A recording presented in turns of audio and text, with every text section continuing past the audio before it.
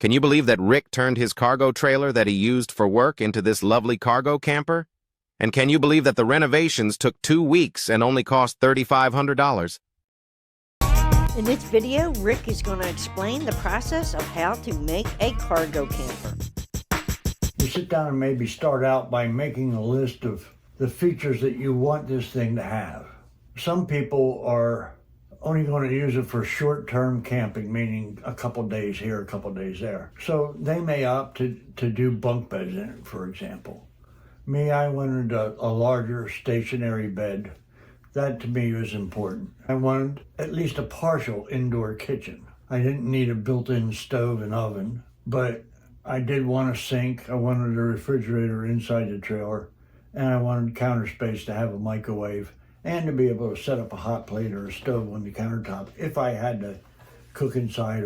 So the kitchen wasn't terribly important because I was going to have an outdoor kitchen anyway. I did want hot water, so I put a hot water heater, instantaneous water heater in, where some people just use 5-gallon jugs and have a sink with either a foot pump or a hand pump or a small electric pump, that sort of thing. So you got to kind of decide on what features you want. I think that's the first step. What are you going to use it for? How long do you think you're going to be out on the road at a time?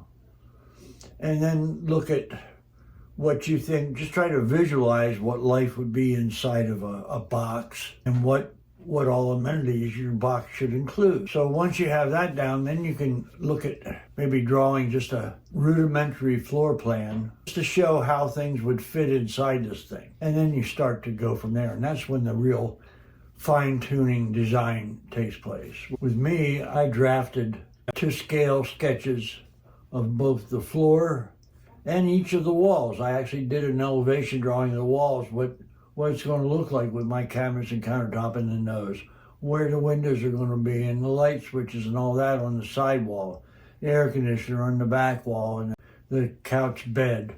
I did elevations so that I could see that everything was workable. And when I started putting it together, I wasn't going to have problems creeping up on one another. I've seen where like people will put a kitchen in and they'll have a cabinet sitting right against the sidewall. And then they realize that they can't pull the drawer out or open the cabinet door fully because of it. Those are the kind of things you have to be careful of. So you start with the design, you fine tune it. If you have trouble visualizing, then maybe go ahead and tape out on the floor where things are going to be. Make sure that that's workable for you, that the amount of leftover floor space is acceptable, that sort of thing. Then you start to go to utilities in terms of concepts. The electrical, what kind of light fixtures you're going to have, where they're going to be, where the outlets are going to be, how you're going to set the switches, and then look at how much daylight you want into it, whether you're going to put a rooftop fan in or a vent or windows and window in the door, windows on the side, where they're going to be. And you just take it kind of one step at a time and add this stuff, how I'm going to route my plumbing from the back of the trailer up to the front. And then I look at the other aspects of construction, insulating the walls and the ceiling, what I'm going to use for wall finishes, what type and color and finish of cabinets I want, what type of flooring I want. Before I actually start construction, I usually try to get little samples. In decorating, like in commercial spaces like hotel rooms and whatnot, they make these mock-up boards, and they take a photograph of the lamps that they're going to have, the furniture they're going to have, the fabrics for the bedspread, the drapes, and the wallpapers. They put them up on this board and say, all right, does anything clash here? That's the time to do it, not when you're already starting to put it up in the room and go, oh, shit, the wallpaper and the drapes don't look good together. That's kind of the mentality and the process that is necessary when you're putting one of these campers together. Well, I don't think I would be good at this because I just jump into things. And it sounds like there's a lot of planning. And you're planning, you kind of are envisioning the final product before you even start the work. Yeah. When a builder builds a house, he's got a pretty extensive set of drawings to work from. And it has to actually include elevation drawings of the sides of the house and the view from up above and floor plan. Those are all actually required in most places in order to even be able to get a permit to build it. And that builder can really visualize, just looking at the lot, what this house is going to look like sitting there. Now, I'm not saying you have to be able to envision this to every detail, but you should have a concept in your mind that you're comfortable enough with that you get yourself to the point where you're ready to actually take out some tools and start. So let me ask you this. Is the bed the most important concept to be designed? It was to me. Okay. But not necessary to everybody. If you want to have a full kitchen because you love to cook, then you're going to allocate probably more space to a kitchen than what I did. The idea of doing maybe fold up beds on the sides, okay for you. You may want to have a table in there, a dining table that drops down. Obviously, with a smaller trailer, you can't incorporate everything that to be totally fixed. You got to have some dual purpose, dual function space. I figured out where I was going to do the bed and the cabinets and whatnot first, and that to me determined how big a window I could go with and where I was going to put it. I didn't want to just be cutting more studs in the sidewalls than necessary, so I located these windows so they'd be in between two studs, and they were wide enough I had to cut one stud out, but I was only cutting one stud, not two or three. There are a lot of people that have made comments after some of the videos that we put up about this trailer that, were like, well, I would have done this, or I would have done that, or I have to have this. Well, that's wonderful, but that's you. I built this thing according to what our needs were and our budget, and I tried to make this thing as versatile as possible because we weren't sure just whether or not we were going to be camping for more often and longer periods as we got older and weren't working as much. So I wanted this thing to be as versatile as possible. That was a big thing for me. Did you go on YouTube a lot and look at some designs? As I looked at the way people had furnished their trailers and laid them out, the lion's share of these trailers they're putting in plank ceilings and sometimes plank walls. I didn't want that because I've had enough experience as a carpenter knowing that all this nice dry cedar tongue and groove will eventually, if you bang into it or something falls against it, it can crack and splinter. And depending on how you finish it, unless you put a really heavy seal coat on it, it's going to hold dust and lint. And I didn't want that. I wanted something that I could clean and I knew was going to be almost hospital clean. So I opted to put fiberglass reinforced panels on the walls. I happened to be in Home Depot and I saw this underlayment, and I've used a lot of underlayment over the years for various things in my construction projects. I happened to see this underlayment. It had a very nice looking, what looked like birch veneer on it. And I thought, well, gee, I'll put that up on the ceiling and I'll paint it. Well, I looked at the stuff after I put it up and it was so nice, I said, it's a sin to paint this. So I did just varnish that natural, and I varnished my cabinets natural in the trailer because I like wood tones. I just don't like an overabundance of it, and I particularly don't like rough woodwork. I see guys that build their cabinets out of furring strips and stuff like that and put a plywood top on it, and then you got a raw plywood edge there. I wanted a little bit more than that. So I had some leftover formica from a job that I did, and it was a big enough piece that I could make my countertop. What is the most challenging part for someone, or what should they really think ahead? The design part?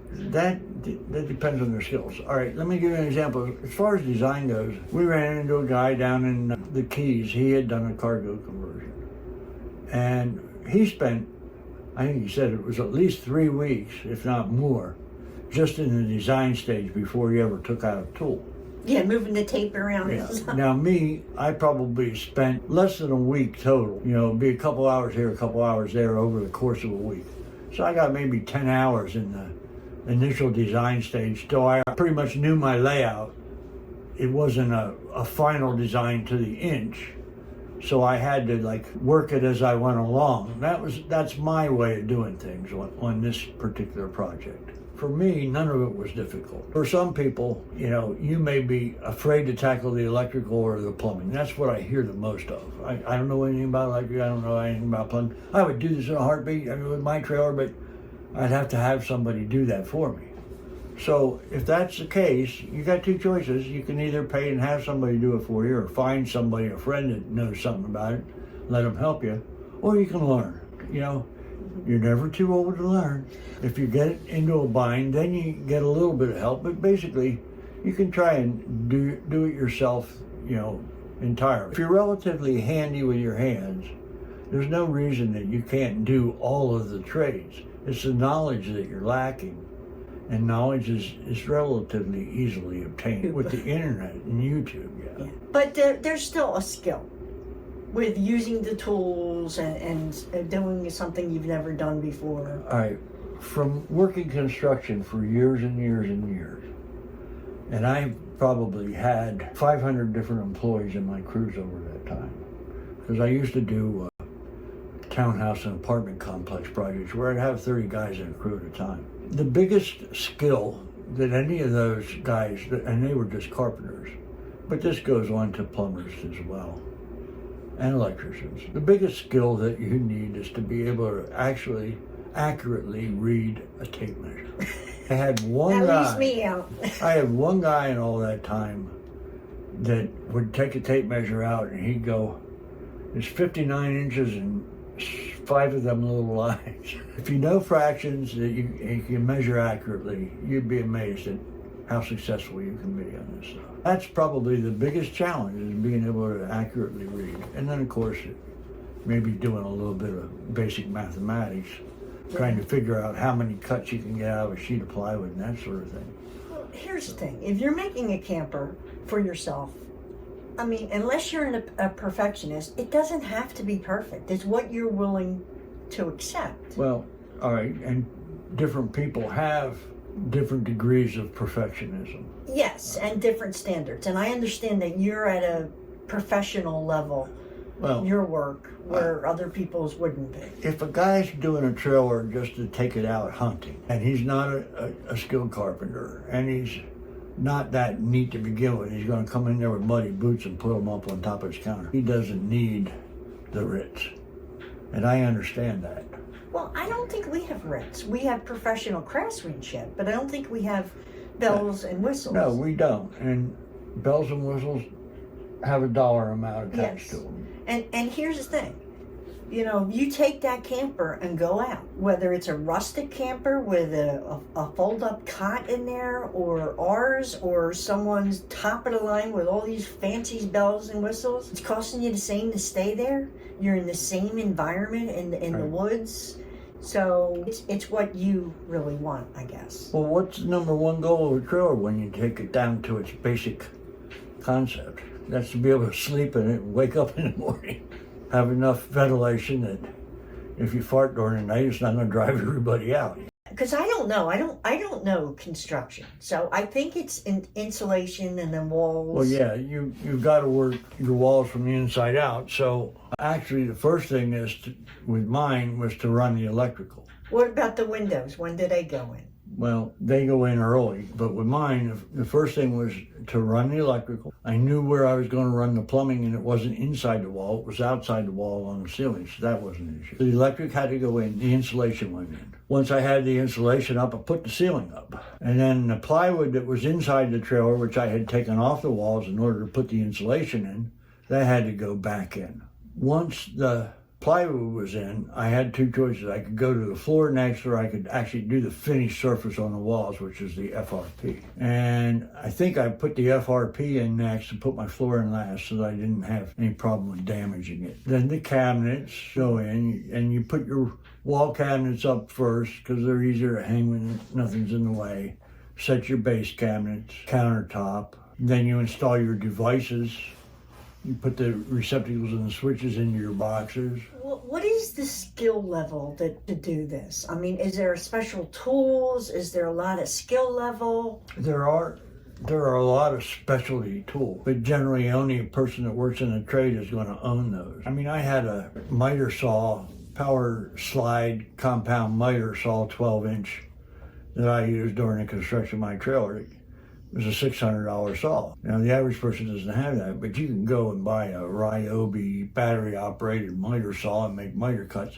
You can use a wooden $3 miter box and a handsaw. The difference between the rudimentary tools and the more expensive tools are less effort and they're faster. You can get the same results with rudimentary tools if you're conscientious and careful. I mean, if you look at some of the stuff that the Japanese create in terms of architectural products and artwork using just these little draw type handsaws. It's amazing. Well, back in the day, they didn't have all these fancy tools. Well, the Amish, there's an example. They're building these barns and they even do fancy trusses with these Morrison tenon joints and whatnot. And that's all done with hand tools. And I guess a lot of it, if you're not happy with it, you could maybe tear some of it apart and redo it. It's really minor. I mean, they make caulking and putty just for that reason. Let me pick your brain a little bit. And this is off the cuff. So what would you tell somebody that wants to do this?